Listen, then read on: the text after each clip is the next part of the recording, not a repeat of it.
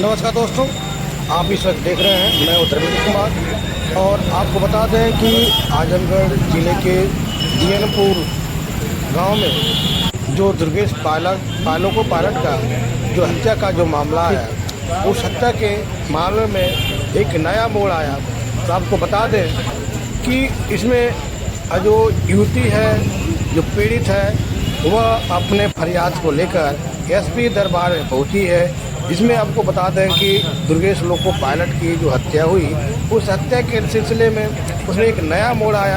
और आइए इस नए मोड़ के उस दृश्य को दिखाते हैं और जो पीड़ित युवती है वो अपने वक्तव्य में क्या कह रही है और अपनी गुहार जो जिला के मेरा नाम क्षमता यादव है, जीएनपुर बाजार खास की रहने वाली। ये है कि सर दुर्गेश कुमार ने जहर खा के आत्महत्या की, इसकी धमकियां वो मुझे लगातार देता रहा और उसके परिवार वाले मेरे परिवार पर उसके आत्महत्या को हत्या बता के मेरे निर्दोष परिवार को फंसा रहे हैं। मुझे न्याय चाहिए सर। परिवार के 6 लोग फंसे हैं।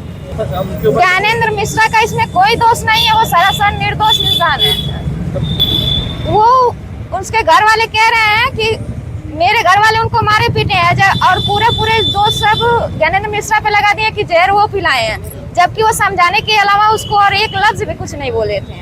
परिचय यही था सर कि जो ज्ञानेंद्र मिश्रा सर का स्कूल है वहीं पे वो पहले पढ़ाने जाता था, मैं वहीं पे पढ़ती थी। उसकी मेरे पे गंदी निगाह हो गई थी। उसके बाद वो तैयारी करने के लिए इलाहाबाद चला गया, मैं अपना स्कूल चेंज करके दूसरे स्कूल में चली गई। उसके बाद से बंद हो गया। फिर मेरे घर पे एक पारिवारिक विवाद हो जाता है जिसमें वो मदद करके मेरे माता पिता की नज़र में अच्छा इंसान बन जाता है। उसके बाद से वो धीरे धीरे बात करने लगता है मुझसे और फिर वो बातचीत को जब आगे बढ़ाना चाहता है तो मैं कहती हूँ मैं ऐसी लड़की नहीं हूँ जैसा तुम समझ के मुझको गलत इस्तेमाल करना चाहते हो। मैं वहीं से बात बंद कर देती हूँ। उसके बीच में वो वहीं पे नौकरी लग जाती है। फिर वो मेरे पीछे आगे पीछे बुलेट लेके घूमने लगता है, कहता है अब मेरी नौकरी लग गई है, चलो अब तुम मुझसे बात कर लो, अब मैं इतना बड़ा पद पे आ गया हूँ। मैं कहा मैं तुम्हारी नौकरी की लालच नहीं करती हूँ, तुम्हारे पैसे की लालच नहीं करती हूँ, मैं तुमसे बात नहीं करूंगी। जब वो इस तरह हार जाता है तब वो मुझे धमकी देने लगता है कि आज अगर तुम मुझसे बात करने के लिए नहीं करोगी तो यहीं पे मैं जहर खाऊंगा, हाथ काट दूंगा। इन सब का वीडियो बना के वो मुझे व्हाट्सएप पे भेजता रहता था। और इसके डर की वजह से मैं उसे बात करने के लिए कर देती हूँ जिसकी जानकारी मेरे माता पिता की नहीं होती है। वो मुझे डरा धमका कर लगभग 3 साल तक मुझसे शोषण करता रहा। उसके बाद मैं जब हिम्मत करके उसके घर पे बताई तो उसके घर वाले पहले तो बोले कि ठीक है मैं समझा लूंगी, लेकिन वो उनके समझाने पे भी नहीं समझा। फिर से वो मुझे उसी तरह टॉर्चर करने लगा। फिर मैं उसके घर पे मम्मी से फिर हिम्मत करके अपने घर पे बताई। फिर मम्मी से कही कि मम्मी देखो अभी पापा को मत बताना, अभी आप ही उनसे बात कर लीजिए, वो लोग भी अच्छे लोग हैं, मान जाएंगे बात, पढ़े लिखे से। तो जब मेरी मम्मी उनसे रोई, गिड़गिड़ाई, विनती की तो फिर भी वो कहे कि तुम्हारी बेटी खुद गलत है, तुम खुद गलत हो, तुम खुद को संभालो, हमारे बेटों को मत कहो। ऐसा करने के बाद तब हमारे पिताजी उनके घर पे 3 से 4 बार पंचायत लेके गए। उसके बाद वो मामले को नहीं सुनते हैं।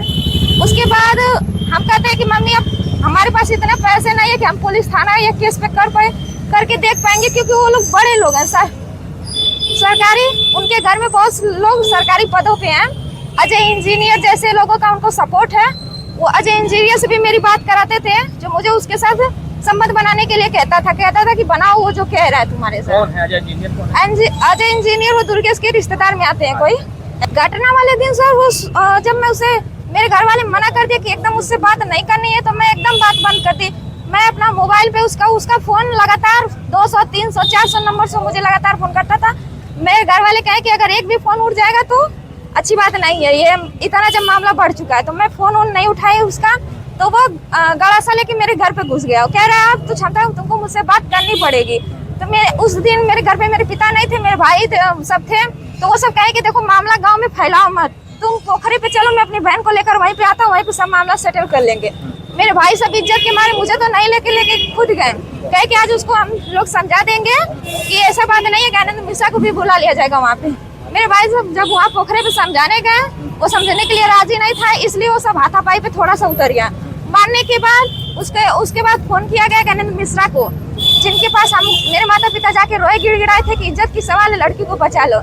उसके बाद वो थे नहीं, वो किसी मित्र के साथ द्वारी घाट गए थे। वो बोले कि उसको वहीं पे बैठा के रखो, मैं आता हूँ तो उसको समझा रहा हूँ। उसके बाद वो सर लगभग 1-2 घंटे बाद आए। मामला ये सब मारे थे शायद 1 बजे से हाथापाई हुई थी, लेके बैठे से सब 3 बजे सर आए, उसको समझाए। अब जो भी समझाए होंगे बाद उसको समझाने के बाद वो उनकी बात मान के कहा कि ठीक है, मैं आप सभी लोगों से माफ़ी मांगता हूँ, मुझसे जो भी हुआ गलती हुआ। और फिर वहीं से समझाने के बाद सर वो सबसे माफ़ी मांग के अपना बुलेट लिया और वहाँ से चला गया। और वहाँ से जाने के बाद शायद वो ज्ञानेंद्र मिश्रा सर की बात का बुरा मान गया, मेरे भाइयों से माफ़ी मांगने का उसका बुरा मान गया, या जो भी मारे थे बहन की इज्जत बचाने के लिए, उसी के आक्रोश में आया वो फिर और जाके घर पे अपना कहीं जहर खा के मर गया। और उसका सारा साजिश ज्ञानेंद्र मिश्रा सर पे डाल दिया, मेरे परिवार वालों पे डाल दिया। वो आत्महत्या किया है, इसके सबूत उसने मुझ पे बहुत बार मेरे व्हाट्सएप पे भेजा। नहीं सर, वो गर्सा लेके गया था तो हम लोग डर गए और कहने नहीं ऐसे पूरे गांव में मामला मत फैलाओ, तुम पोखरे पे चलो, वहाँ पे कोई नहीं रहता, हम लोग अकेले में बात कर लेंगे वहाँ पे, इसलिए मामला वहाँ पे।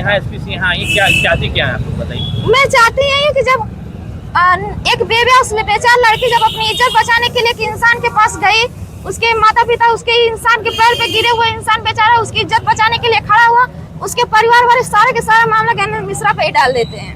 यही तो मुझे इंसाफ चाहिए, मुझे ज्ञानेंद्र मिश्रा मेरे परिवार सभी लोग